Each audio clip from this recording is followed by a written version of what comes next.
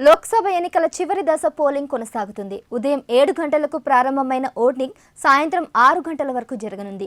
7 రాష్ట్రాలు, ఒక కేంద్ర పాలిత ప్రాంతంలోని 57 స్థానాలకు పోలింగ్ జరుగుతుంది. చివరి దశలో 904 మంది అభ్యర్థులు పోటీ పడుతుండడం మొత్తం 10.6 కోట్ల మంది ఓటు హక్కు వినియోగించుకోనున్నారు. ఉత్తరప్రదేశ్లో 13, పంజాబ్లో 13, పశ్చిమ బెంగాల్లో 9, బీహార్లో 8, ఒడిశాలో 6, హిమాచల్ ప్రదేశ్లో 4, జార్ఖండ్లో 3 స్థానాలతో పాటు చండీగఢ్ స్థానానికి పోలింగ్ జరుగుతుంది. వీటితో పాటు ఒడిశాలోని 42 అసెంబ్లీ నియోజకవర్గాలకు సైతం పోలింగ్ కొనసాగుతోంది.